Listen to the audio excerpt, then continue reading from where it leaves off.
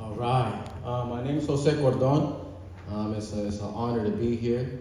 I can't say necessarily it's a pleasure because I'm quite sad sitting in there right now, but it is an honor. I believe Angelo was 30 years old when this happened, right?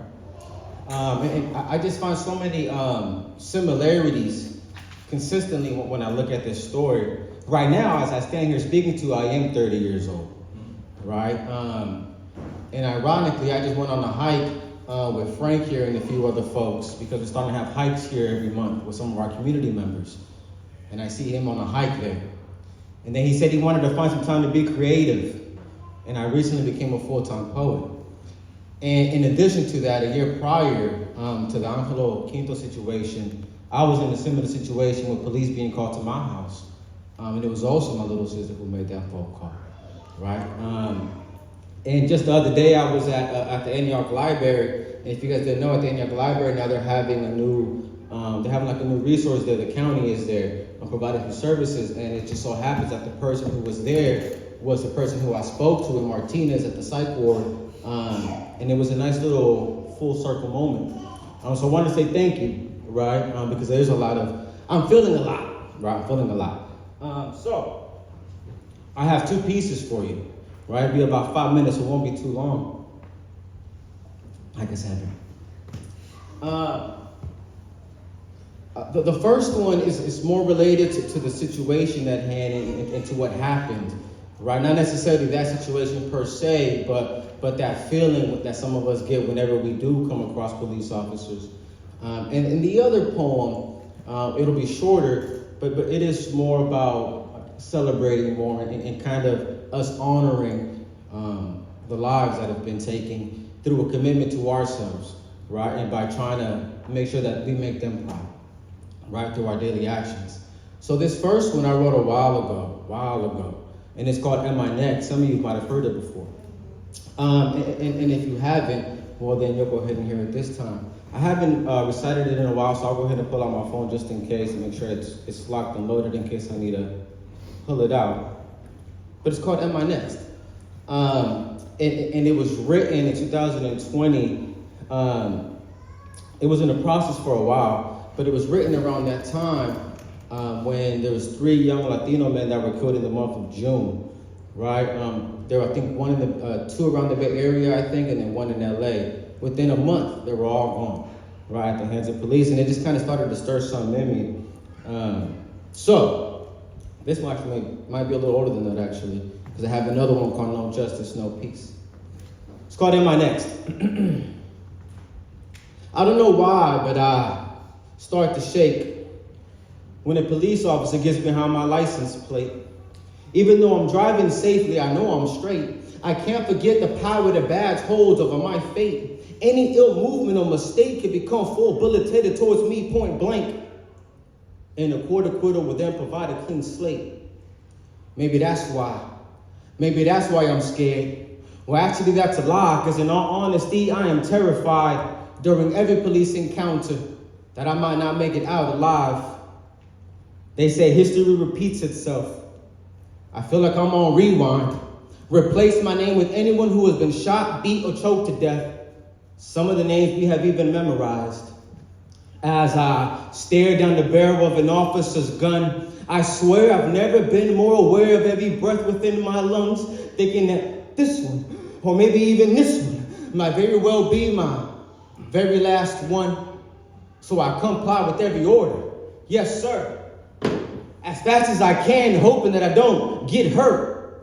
But when I look in their eyes, respect is something I feel I don't think that I deserve. You don't think that I deserve. Still, my tax dollars paid for you to protect and serve, and yes, that includes me. Despite your bias, when you see my crew and drive by us, you see officers have received training to deal with situations of high stress.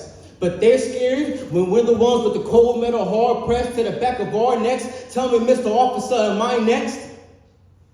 Now I know.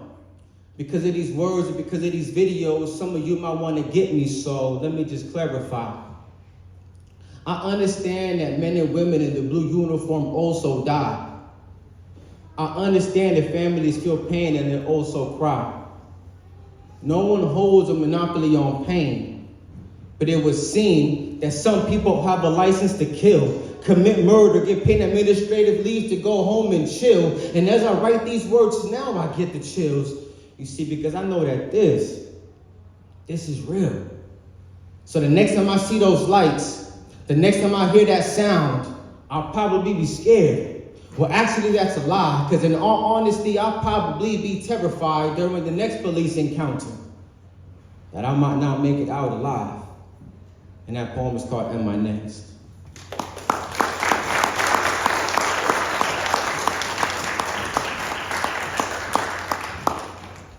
You know, and if you've never been in a situation with the police officers in that kind of agitated state, let me tell you, you do not know what to do. Like, because one's telling you something, the other one's telling you something else, and you just don't know what to do. And then they grab you over here, you just react. You don't even mean to, you just do it. You know how the doctor, they be tapping you on the leg and you go like this? Sometimes you just do that. You don't know what to do. And the scary part is thinking that no matter what I do, if they take me out, more than likely there's going to be no consequences. Oh, that's a scary thought.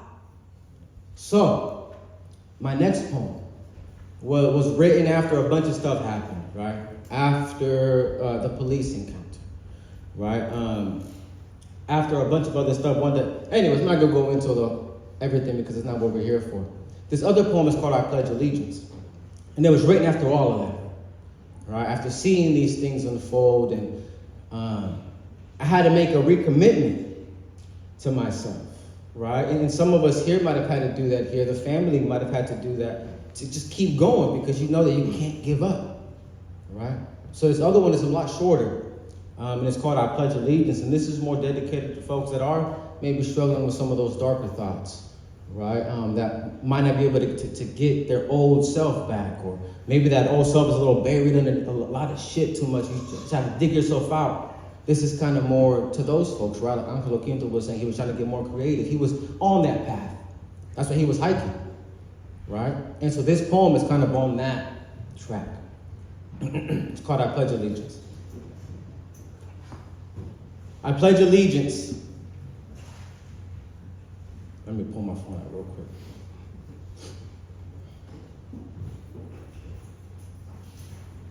quick. I pledge allegiance to my happiness and well-being. I vow to give more credence to my intuitive thoughts and feelings. That inner voice, however fleeting, that is very rarely, if ever, misleading. I commit fully and wholeheartedly to the better part of me. If I am my greatest enemy, I know exactly what I have to do to win. So I am dedicated to locating my self-doubt and having it eliminated, securing the fact that my insecurities could all be vindicated, because I am enough. And I have had enough of the self-sabotage, of the trash talk. So on God, my mind is now on guard. I'll protect my peace of mind from ill thoughts, against all odds, against all enemies, foreign and domestic.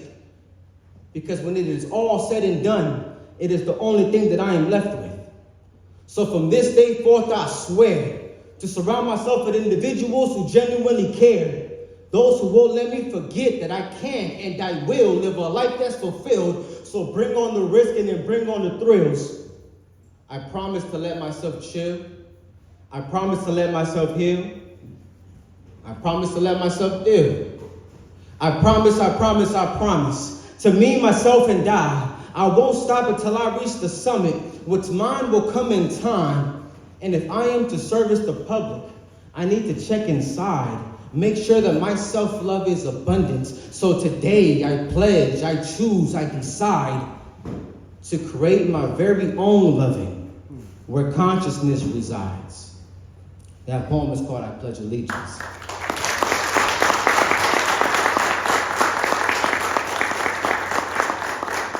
So as I mentioned, it's an honor to be here. There's a lot that I connect with the story of this young man who was taken way too soon from us. And I don't know, I have these open mics at the end of the month, and I have a feeling that he probably would have gone to get in touch with his creative side. Thank you so much for this time. Thank you for the family. Sorry for everything you go through, and justice for Angelo Quinto, y'all.